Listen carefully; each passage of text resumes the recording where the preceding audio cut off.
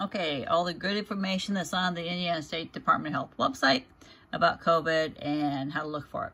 So the first thing you do is go to the Indiana Department of Health website, and then you'll see this right here, and click here to read more.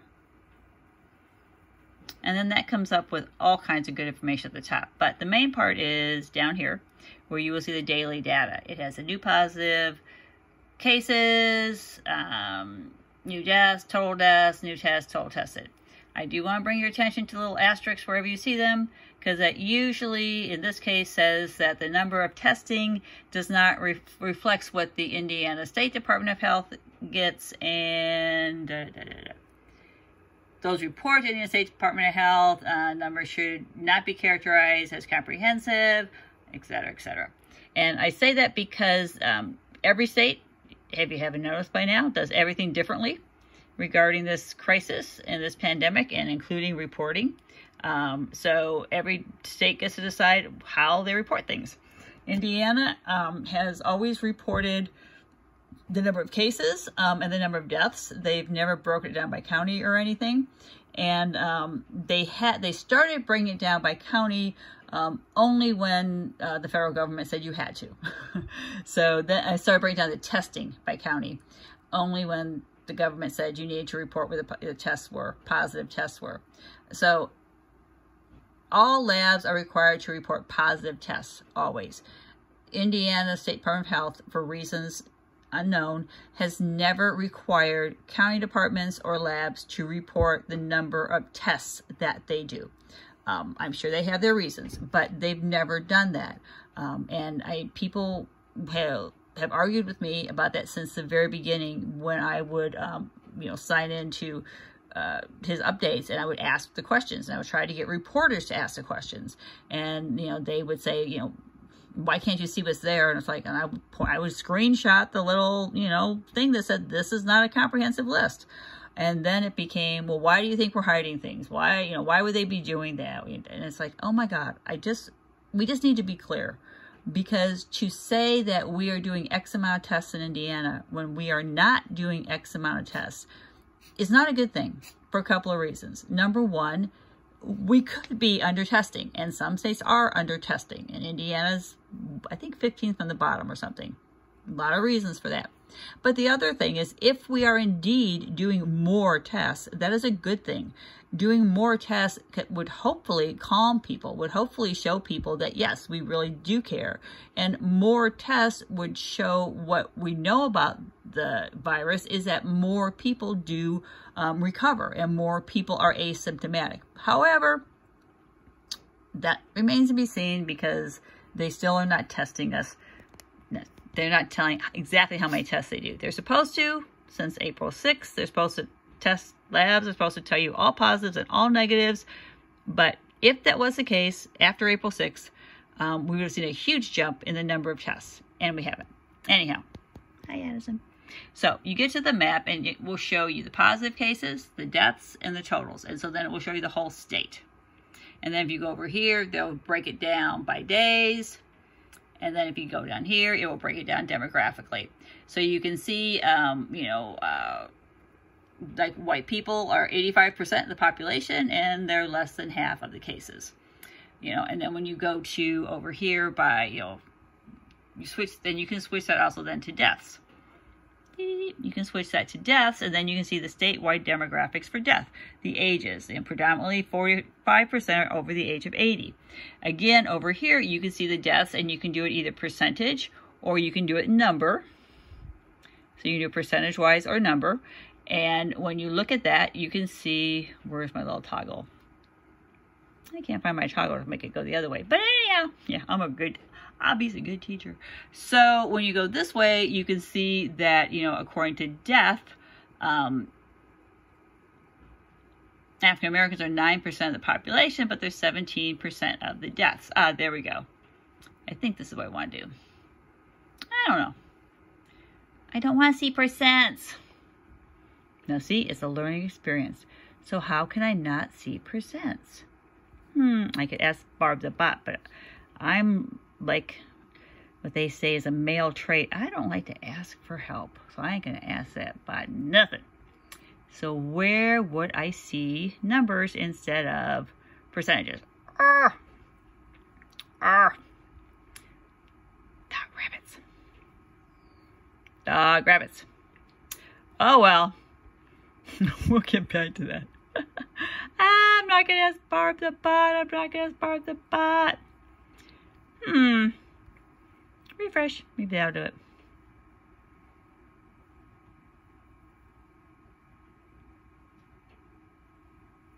Oh, this is a good video. I'm silent. I don't want to see percent. I want to see numbers. Okay, never mind. So, next thing. Going back to the next thing. So when you, if you're still with me, when you look at the counties, there's a lot of things you can do with the counties. And I'm going to go to Lake County. So you can go to positive cases, you can go to deaths, and you can get tested. But also if you just click on the county, it gives you the same thing. So for Lake County, we see that there have been 1846 positive cases, 83 deaths, and total tested, according to them, is 8340. So that shows you what it is. And then you can go to percentage, and then that will show you, break that down to, you know, how much percent of the population. Okay, going back to numbers. So what this shows you, though, is now that it's broken down by counties, and again, they have only been breaking down the number of tests by counties since about April 6th. So what this shows you is, you know, obviously how many tests that we know of that they're doing in these counties. An interesting stat that I always focused on was the 15 counties that have no hospital. And I watched that for a long time because it was, you know, incongruous to think that you would not have that these places would not have any COVID, you know, cases there. The reality is, in the beginning, as many of us know, you could not get tested to save your soul. And even if you went to a hospital, you could not get tested often. So if you think of the 15 counties that have no hospital, and many of them were like within each other, were like right around each other. When you look at those, it's no wonder, you know, you have to wonder, were there no numbers because there were no cases when obviously you weren't testing? And again, you know, each state can decide how they test. So, you know, we have counties, a few counties we're not even testing, but, you know, you have how you're going to test. If you were sent home or if you had COVID, what did you do if you were in one of those counties that had no place to be tested? You know, the state, even finding that data was very hard on the State Department of Health website to find the counties that had no hospital. So that took me going through each county and showing the number of hospitals that were there. So while some of these counties may have had one hospital, some of those hospitals may have been like a 25-bed hospital, which is, I mean, it's still a hospital, but when you think about COVID or you think about testing, you know, then how do you get tested? You know, how can you be tested? You know, we don't have that mass transit system, you know, in Indiana. But anyhow, so there's all this data that's out here. The next thing that's out here is the demographics, and you can break down the demographics by county. So if we look at Lake County, and we want to break this down by Lake County, the demographics will be for Lake County. So now you have the demographics for Lake County. So you're going to see the ages for the positive cases. You're going to see the gender for the cases. And Lake County is one of those really not with the norm, because majority of cases, of positive cases in Lake County are female. And then again, you go over here for the percent of cases that are, you know, you go to the race and you go to the ethnicity, and you find that as well. So you can do the same with the deaths. You know, you can show the deaths. The deaths are more men than women. And then again, you can see the breakdown of the percentage. So one of the things that, as you look at this data and you look, you know, try to think, and, you know, we all are thinking of each other, and especially for those of us in advocacy, you know, awareness is, you know, this healthcare disparity that we always know we have. And then when it comes to COVID, and then when it comes to testing, and it comes to treatment, who is making sure that people are receiving treatment? Number one, you have to be tested. You know, number two, you have to have access.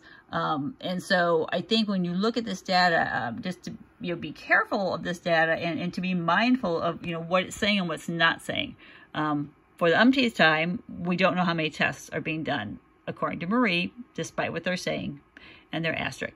The other thing that is not being reported is that these, where the positive cases are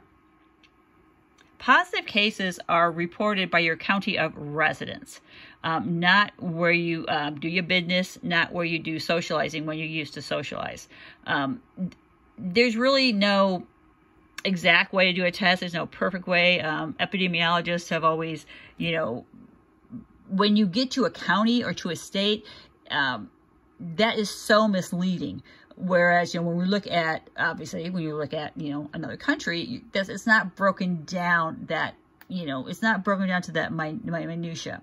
You know, where you have here, where you have Indiana with 92 counties, the difference between the 92 counties is, you know, is vast. So someone, you know, could look at Lake County, or I would go to Marion County instead. You could look at Marion County and say, well, of course, it's the most populated county in our state. So, of course, they've done the most testing and they have the most positive cases. And then you could go right over here and say, you know, like, oh, what, that 25 minutes away, whatever. And you can say, well, look, you know, Tipton, you know, they only need 127 tests because they only have, you know, 18 cases. Okay. I don't even think Tipton's an hour away, or parts of Tipton County. So, but you could live and you could do your work and your business in Tipton. You could be spending all your time in Tipton. That's where you could be doing your socializing, etc. So that's where you could be infecting other people. That's where you could have been infected. I don't know, but you could be, you know, not being protected, and you could be infecting others. And when you do get tested and find you're positive, it's going to be reported here. Again, there's no perfect world, but to think about what that means. You know, now we know Cass County, which is astronomically, So we've got Cass County, which, you know, has now 1814 tested. Cass County was one of those counties that was the last to have even a positive case. Cass County did not get their first case until March 30th. And then even a week later, they only had like 5 or 10. Because at that point, the state wasn't explaining how they did testing. They would say they were going to hotspots or when there was a spike. If you're not testing, how do you know there's a spike? So when you look at Cass County, you know, you have, of course, the food processing plant, you have, which is very helpful and supportive of the community. But you also have, as well as other places in the state and around the United States, you also have the majority of food processing also employs prison labor and work release. Work release is a good thing. Prison labor is not. And we know that the Department of Corrections is not required to test everybody. So now we all know, well, maybe we don't know, we all know of the the spikes in certain counties. But if you're not being tested, how do you know? So that is something else. So then they just started testing Cass County, I think, last week. And it jumped by like 1,000 within 4 days. And people thought that was a mistake. No, it was not a mistake. But their testing also ramped up too. So you need to look at those statistics as well, you know, as you're looking here. So it is very important, and, you know, to think about, you know, because for so long, I believe it was Porter County that didn't have a case for so long, you know, but again, by your county of residence, you know, so, and let's go back to Porter County here for a minute. You know, they're saying they have 238 positive. You know, where's their testing by the day? Where's Porter County by the day? Porter County by the day. Oh, day of the test. Here we go. The date of the test. The day of the positive. Newly 662. So right here. Am I still in Porter County? Where am I? Am I in Porter County? There. Now I'm on Porter County. So when you look at Porter County, and you look at the positive cases, and then you go up here, which I also believe is Porter County. Yes. And you look at the dates of the cases. You know, so right now, you know, on 4 or 5, they have 74 total cases. You know, but now look up where they are. They're under 204. You know, it's because they are reporting more tests there and doing a few more tests. It's just extremely interesting when you look at these. So anyhow, if you're still with me, which I really doubt, go to the website. There is good, I'm sorry, there is good information there. They now report the ICU beds. They now report the total probable deaths, which I have no idea what that is. They do report on LTC, long-term care facilities. They do, you know, they will say facilities which at least, you know, 1 positive case is 26. Okay, but how many facilities do we have? Don't know. And they are not required either to test. That being said, when you go all the way back up here, you're all the way back up here, not there. There are some announcements from the State Department of Health. And these are extremely helpful because there's a new one coming out starting Monday, I think, for long-term care facilities where they have to communicate with the families. And I think that's a really good one. It says how they have to communicate, what they need to be doing, you know, be able to give them information, a secondary number for residents, a compliance hotline. They have to, you know, let them know people that are asymptomatic. They have to let them know all the resources that, you know, they really need to let them know what's going on. And I think that's really good. They need to tell them the number of residents who have tested positive and the number of new positive cases. They need to tell them the number of residents who have died during the virus. And here's my shout out. If you have a person in a long-term care facility, once this starts happening, I implore you to share that with somebody, because I am not sure the state's going to share it with somebody. But again, it always helps us to know what we know. And I'm saying this not to create fear. I'm saying this because we have a right to know. We have a right to know what's going on, where our loved one is, where people are working. We have a right to know how the care is being handled. For far too long, we have not taken care of health care in our state and in our nation, which is why Medicare for all is a necessity. So right now, unfortunately, people have died because we don't have Medicare for all. People have died because they have not had access. People have died because they cannot afford care. People have died because they got misinformation and done things. So when you start getting this information, and I would really implore people to be judicious in what they share. I've given you a lot of my opinions on here. I think I've backed it up with little asterisks and why I feel that way. But I think it's really, really important that we let people know that we give out correct information. There's so much misleading out there. There's so much misinformation. And, you know, to quote, you know, Shawshank Redemption, you know, hope is a good thing. You know, hope is a good thing. But false hope is a cruel thing. To give people false hope that people are being cared for, to give people false hope that more testing is on the way, to give people false hope that we are reporting everything, to give people false hope that we will report all these testing when we're not, is very cruel and unethical for any one in an administrative, you know, position. You know, those in power have positions of authority, have responsibility. Those, you know, they have responsibility and they have a, they have an ethical responsibility to those that they serve. There are tough decisions to be made. I'm glad this is focused on here because I'm going to start crying. There are tough decisions to be made, which involve cutting staff, removing services. Those tough decisions have to be made. For those who are in authority, there are fiscal responsibilities that they have. But they need to be judicious and they need to be ethical. For such a time as this, what we need are more mental health providers, more spiritual care, more emotional help. And I don't mean by clicking on a website. I am a board certified chaplain, and I am a Red Cross disaster certified spiritual care chaplain. And I say that because there's a lot of testing, a lot of education to go into both. Years and years and years of it. Because as a spiritual care provider, I am there for the person.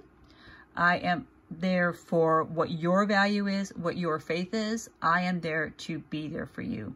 And during COVID, with so many people not being able to be with their loved ones, to see them, to check on them, to hold their hand, to be with them when they die, is very, very traumatic. And something which is a whole nother video about death from a distance and grieving from a distance. So I would encourage people to do what you can. Not everybody is going to delve into all these stats. Not everybody's going to care. And, that's, what can we say? Not me, us. We can only do what we can do. And so if you can be vocal, if you can report things, if you can share things, if there's things you can do to help one another, to, reach out, continue to do that. But I just would encourage people to be, not to be giving false hope, and not to be making this political. And it's not the economy, it's the humanity.